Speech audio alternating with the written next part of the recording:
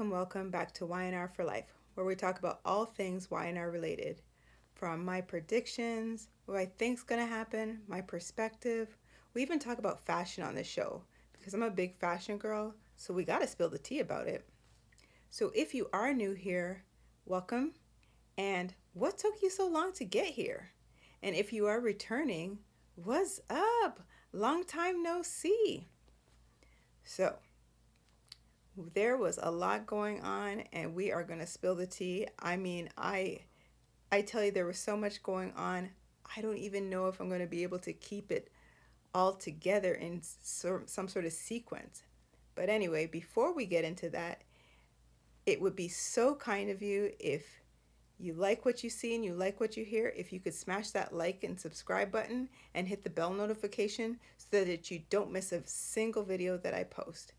And as usual, my usual disclaimer, if you kind of don't want to know what's going on, you kind of want to get caught up on your own, this might not be what you want to see or hear. However, I am so glad that you're here. Now, you may be wondering why I'm wearing this sequence. And again, for those who know, I've mentioned it before, purple is my favorite color. So we got the earrings, we got the dress, but there's a reason behind this because let me give you the hallelujah. I swear the stylists they're getting a little daring with Diane, and they gave her a different color. Still dark, but at least we know it was not black. Hallelujah. Okay. So again, don't mind me if I happen to refer to my notes because I really don't want to miss anything. However, again, it's the nature of the beast. Anything is possible. But let's just roll with it. Let's have fun. Let's see where this goes. Okay. So, Jack comes home and he's there with one little flower. I don't even know if he got this thing from like his lawn. I couldn't even tell you what kind of. I was trying to think of what kind of flower it was. And like, okay, Jack, are you like flat broke now because you liquidated funds to get Diane out of jail on bail and like you paid some other money for the DNA and now you're down to like a single flower. Anyway, so this was, I guess, it was for Diane. So Diane comes in and, oh, great, you're back. Oh, a book. Oh, great.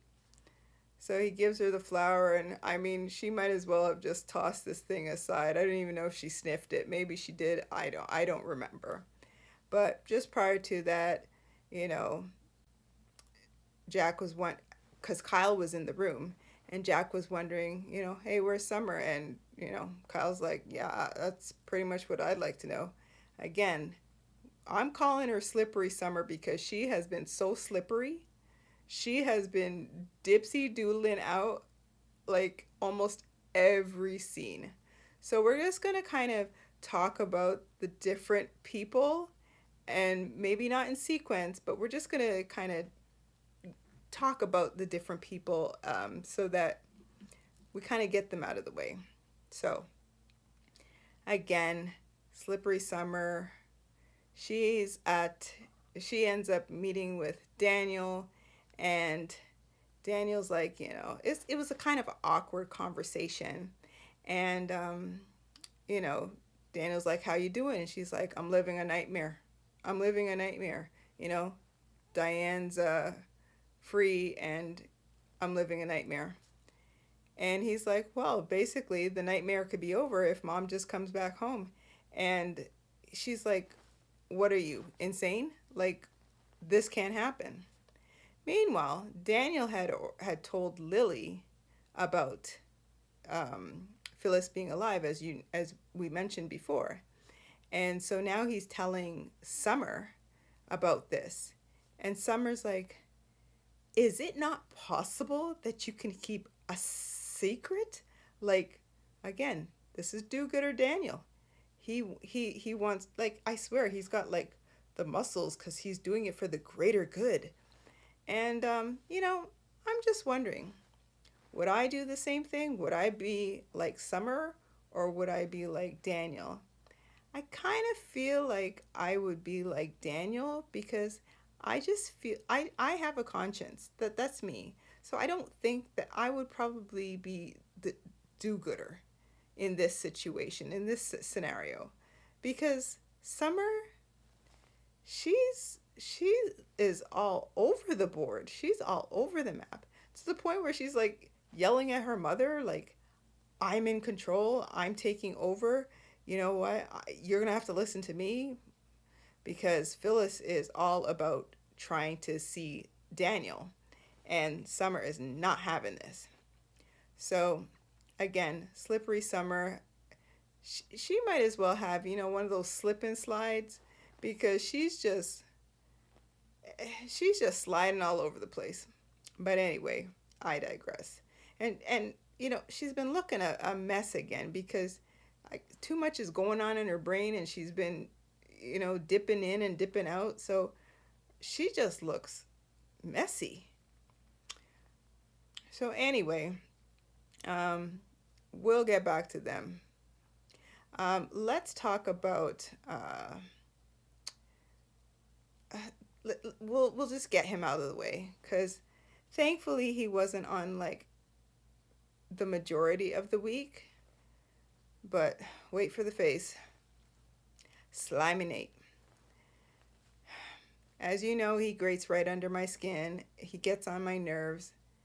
He just drives me nuts. So he meets Audra and he's like, oh, Audra, I had breakfast with Victor. And she's like, oh, well, how did that go? Like the great Victor Newman.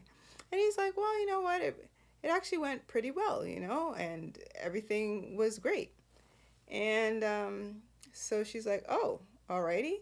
So then he's like, yeah, when it comes to Nick, there's a problem. And then he's like basically going to tell Audra that that's where she comes in to the picture. And I'm thinking, okay, hold on a second. What are you trying to do here, Slimy Nate? Do you think that you're going to get Audra to, I don't know, albeit seduce Nicholas? Because you will learn that Nicholas is otherwise occupied. He is like, Audra is not even on his radar. And he has already expressed who is on his radar. Because Nick told Nikki that, yeah, he's got a problem with Nate. Because he can't be trusted and he's worried about Victoria and Victoria is basically not listening. And yeah. But side note, did you see Nikki? She was wearing that red getup and her hair was looking like Farrah Fawcett in Charlie's Angels. She was looking good. I mean, I like that retro hairstyle. Like, I don't know, it kind of like waves, maybe, I dare say there was a slight bit of a crimp in it. But if there was no crimp, it was just doing this. Like, she looked good. But anyway, go ahead, Melody. Go ahead, girl. She looked great. But anyway, yeah, as I said, Nick was like, I am not feeling Nate. He cannot be trusted. And Nate, we remind you like about Victoria's track record with men and Ashland and JT. And like, this is not a good look. This is not going to end well. And I don't know. Nikki kind of was like, I don't want to say that she fluffed it off, but I part of me thinks that is like, she probably knows this, but she just kind of wants to let Victoria I don't know, stew in her own juices. Because this is what's going to happen. I guarantee you that I will end up reporting that stuff hit the fan and this is not going to end well. But okay, like, whatever. Victoria, you're going to have to learn the hard way. Sorry, you're going to have to learn the hard way. Okay, so we're done with Slimy Nate. Can't be bothered with him anymore. I'm not giving him any more airtime right now, because this week was pretty much all about Cameron Kirsten. Now, if you recall Cameron Kirsten, he was a very bad man. A very, very, very bad man. So, I mean, this was so long ago, I'm not even going to get the full story straight. However, back in the day, Sharon was with Nick, and I don't know, maybe she lost her way, things weren't going well. She ends up at a bar, she's trying to drink her sorrows away, meets Cameron Kirsten. Anyway, they end up back in his hotel room or what have you. They end up doing it, and at that point, this dude is hooked. He is hooked on Sharon.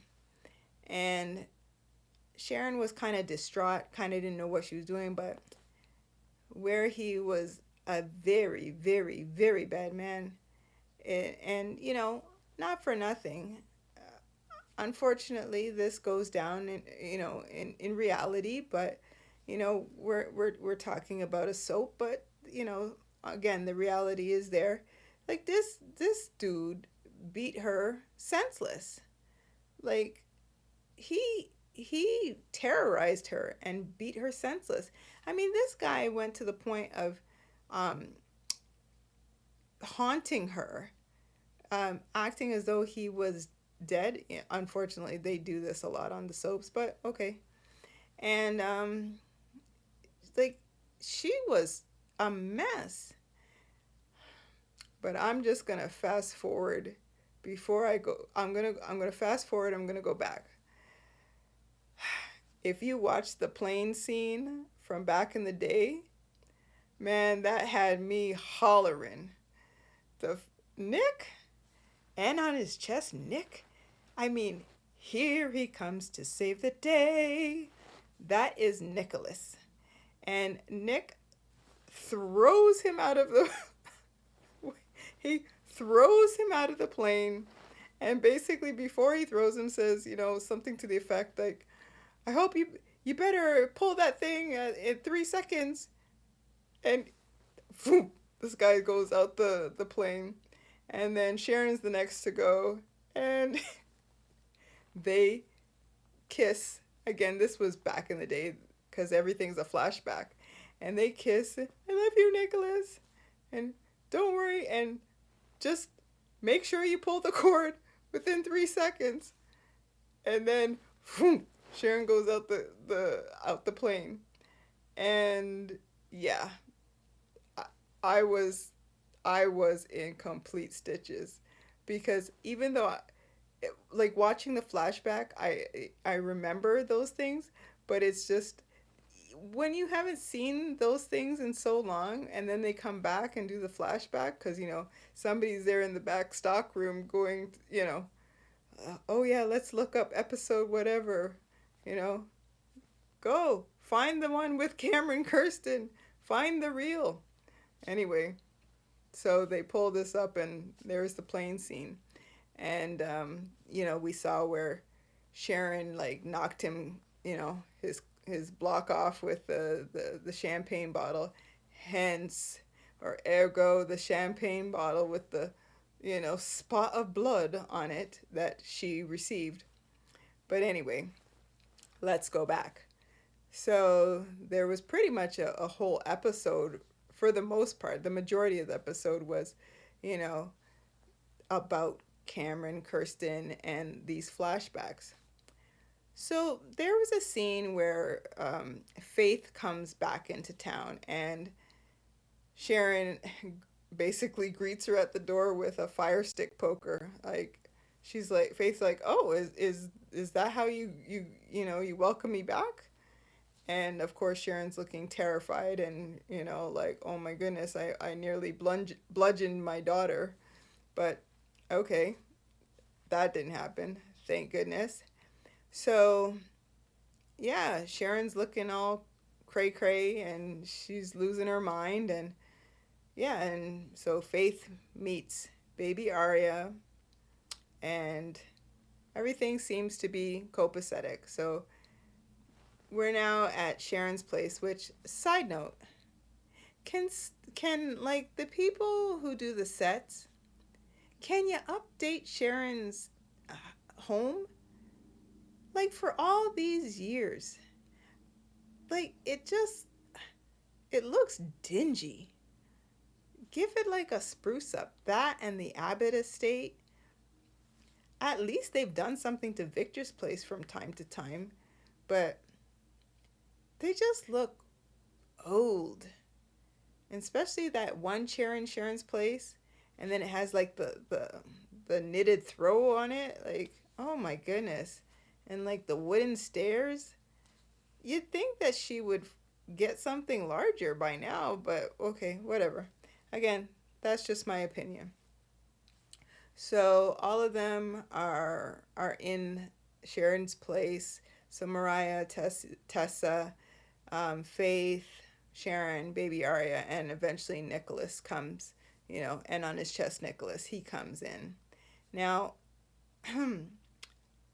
Nicholas and Sharon look guilty for something, but the other three can't, they're not even paying that close attention to any of this, right?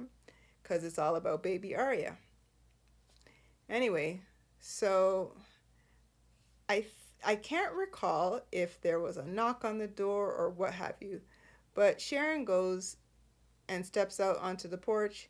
She finds a box on the porch. Now, riddle me this. Why would Sharon pick up this box and gingerly walk over to the table where Mariah and Faith and they can see this box? Wouldn't she have just taken this thing to, I don't know, the kitchen or upstairs or somewhere else? And no, she puts it right there. So, it's like, oh, what's in this box kind of thing. So Sharon opens the box. It's basically an empty cigar box, with the exception of it's got a matchbook inside. I believe it said the South Side Motel, which is pretty much where, crap hit the fan with her and Cameron Kirsten back in the day. So she kind of, looks over at Nicholas with this frightened look, because that's usually her look. And Nick is like, nothing to see here. Okay. So eventually they figure out a way. I don't even remember when Tessa left, to be honest with you, but she wasn't even there at that point. And I guess she had taken the baby, because I didn't see baby Arya. Don't know where she went. I don't know. Maybe I got up to get a cup of tea. I couldn't tell you. So anyway, Faith and Mariah there, and they were gonna clean up, which I didn't see what needed to be cleaned up, but okay, whatever. And Nick and Sharon find a way to basically get them to leave, so they can now do their little, talk about this cigar box, matchstick, whatever. So they leave and they see this thing, and eventually they call Chance. And once again, my side note, can you put Chance in something other than this washed up looking outfit? Is he not lead detective? He looks like Scruff McGruff. Do something. You look horrible. Ugh. It's almost like tone on tone, and I'm all for tone on tone, but like, it, no, fail. Anyway, so Chance comes over, and they give the lowdown scoop on Cameron Kirsten some more, and basically say, um, this came, and so now Chance he's hot on the trail. So he's like, okay, I'm gonna try and get people to go and see if he's at this place, this whatever bar that he liked to go to. And it comes back, he wasn't there, he hasn't been there, what have you. So as per Sharon's, another one of his sick little gifts. And yeah, she is not happy. Well, let's um, backtrack just a little bit again. So while Nicholas is there with Sharon, Sally Spectra with Newman Baby is sauntering through the park. And just then she catches herself, and I heard her say to the baby, did you feel that? I heard, did you feel that? Okay, so mark this down. So she sits on the nearby bench, and out of nowhere, Cameron Kirsten, because he's almost like Slippery Summer, but he's just, he's like one of those, what was that? What's that carnival game where you smash what are they, chipmunks or whatever, and they just pop up and down and you smash them? Like, he just pops up wherever. Anyway, so he's like, are you okay? Is everything all right? Do you need some help? So she's like, yeah, no. Again, cue the ominous music, because this is Cameron Kirsten we're talking about here. So eventually she calls Nicholas, but I don't know if Nicholas's phone was on silent, but he missed the call. So she calls Adam, and with a quickness, Adam is rushing over to her. So she's like, yeah, I didn't know who else to call, kind of thing, and he came over and got her. So they had went to her OBGYN, and they went home. So as it turns out, Sally is at risk for preeclampsia. Again, a very real situation that a lot of women go through, but this is the story with Sally. So she said that, again, remember I said that she said to the baby, did you feel that? But meanwhile, she's saying that she had double vision. So what was there to feel? I didn't get that. But okay. I can sympathize with whatever she's going through. Never happened to me, but the point is that it's a real situation. So she's got to be on, like, tone it down, kind of like have a healthy diet and just not overwork herself, what have you. So Adam finds out that she actually called Nick first. He's kind of like wah wah wah in his brain, because he wishes that she had called him first. And get over it, Adam. Like, again, the two of you may very well end up together, and prediction, Sharon and Nick will find their way back to one another again. I don't know, because they seemed very touchy-feely when, with this whole Cameron Kirsten story.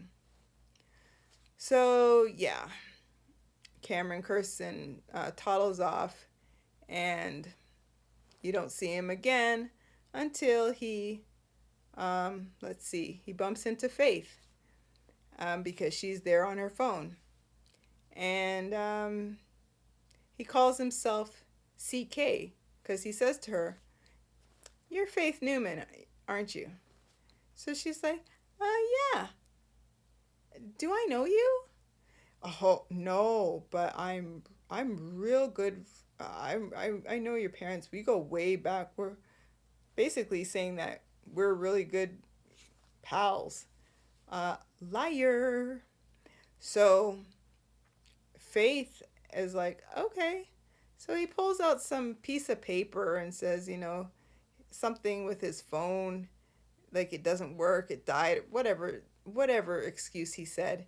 And he's trying to get her to help him with directions to whatever place it is that was on this paper. And then again, he calls himself, CK. Okay, CK. I'm not going to call you that, but okay. So Faith does whatever, her good deed, and helps him out, and she goes back to Sharon's and basically says, "Oh yeah, I ran into like someone that you all know, because Sharon and Nick are there." And they're like, "Really? Who?" And I'm sure they knew exactly who she was talking about before she even mentioned the the initials. But she's like, "Yeah, he goes by the initials C. Yeah. What's the?" And Sharon's like, "Kirsten." Yeah, yeah. And so of course they warn Faith and say, "Stay away from that man. He's a very, very, very, very bad man." And yeah. So again, the last couple episodes has been all about, Cameron Kirsten popping up left, right, and center. I mean, he's really only on the show. I don't know. God, I hope he's not like a recurring character. However, I know he came back on the show because of the show's 50th anniversary. So, that's why they had all these like guest appearances, like Leanna Love, Mamie, that's why they had them. Nina, which Nina was kind of on and off, so I don't know why. Anyway, whatever. So that's pretty much what happened with Cameron Kirsten. There's more, but we'll get into that in another episode. So again, he's been popping up left, right, and center, causing ruckus. And yeah. So did I miss anything? Let me just see. Oh, there was when Diane actually got off. See, we were so busy talking about Cameron Kirsten and his big, return, because so much happened with this guy. I mean, this guy is like totally loving on himself, but we'll get more back. We'll get back into Cameron Kirsten like another time. So Diane gets off, and this is going back, and everybody's happy. Cricket and Michael come to the Abbott estate to tell her. So the trifecta, which is Kyle, Jack, and Diane, they're all happy. Like, could this be true? Could this be real? Oh my gosh, like, this is fantastic.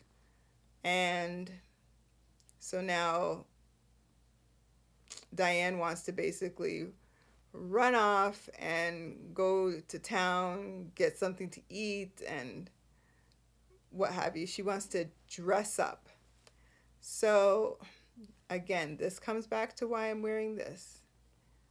Because, hallelujah, they put Diane in, what was that color? It was like a cross between like a burgundy and a purple. It was like, I couldn't quite tell. I want to say it was a velour dress. And her purse, I loved the purse. We're going to use the word, It wasn't had an ombre effect, but it worked. But I will give them some credit. They stepped up their game a little bit where she was concerned. They didn't do anything with her hair. They needed to do something with her hair. However, baby steps, baby steps. Hallelujah. They put her in something other than black. Can we just give a hand clap? Other than the deepest navy blue known to man, let's just give a hand clap. And hallelujah. So, Diane, you're stepping up your game. You are stepping up your game. And for that, I am eternally grateful. So, the trifecta is happy. Again, there was a scene filler with Lily and Lucy when they went to society. I don't know why this thing was in the show. And Lucy was like, so is it true that you and my dad were married when you were a lot younger? And it kind of threw Lily off. She told the truth, what have you. Again, total scene filler. Didn't need to be there. Before you knew it, Lucy was on a plane. She was out of there, back to, what was it, Portugal, and to meet with her mom. And again, Y&R, I get these scene fillers. You need to throw something in, but totally unnecessary. Whatever. So yes, trifecta happy. Diane is, again, in her glee. Oh yeah, we almost forgot about Tucker and Ashley. Those two crack me up. And I think that might be the last thing, but they are at society and they see Diane by herself. I'm assuming Jack was parking the car because that like never happens. But I mean, for the love of Pete, like Jack, your niece owns the joint. Don't you have your own personal parking space? Okay, whatever. So Ashley sees Diane at the check-in, and she says to Tucker, like, "Oh my God, like, what is this? I'm gonna call the police. She needs to go back to jail." She brazenly has gotten out because, of course, she doesn't know that she's been set free, free as a bird. Anyway, so Tucker's like, look, whatever. So she gets up and it was like, have you like no shame? Like what do you, because she's confronted her and like, have you no shame? Like, what are you doing? Like, and so it was this whole, oh, you don't know. Jack walks in and basically they say that she's off, the charges have been dropped, and she's a free woman, and you better not call the police. And yeah. So, put it this way, Ashley is trying to start a coup because after she heard this, she's trying to start a coup and she wants Tucker's help. And Tucker basically was like, look, just let them be. I have enough money to, help you start a business where you would have full reign. So she would basically almost be like Adam with this whole, I want full autonomy. So she would have her free reign to do all the things that she wanted to do. And yeah, she was like, oh, that's kind of enticing, Tucker. And yeah, it's so enticing that, maybe we want to like go out of here. And so you know where they were going. And he was like, basically like, music to my ears. We're out. And the two of them, they left. So again, Ashley, just marry the man already and be done with it. I mean, I kind of like the sparring back and forth, but like, just give, you want to marry him and he clearly wants to marry you, and it is what it is. So there you have it, folks. Again, if I've missed stuff, maybe I'll remember it for part of the next video. I don't know. As you know, this is off the cuff, and yeah, it's just for the love of the show. We're just having fun. So once again, thanks for stopping by if you were new. Thanks for returning if this is not your first time. And again, don't forget to hit that like and subscribe button and hit the bell notification so that you don't miss a single video that I post. And again, they are stepping up their game with Diane Jenkins. And I am so happy. So until next time, let's see where this goes. What's going to happen? So thanks again for stopping by, guys. See ya.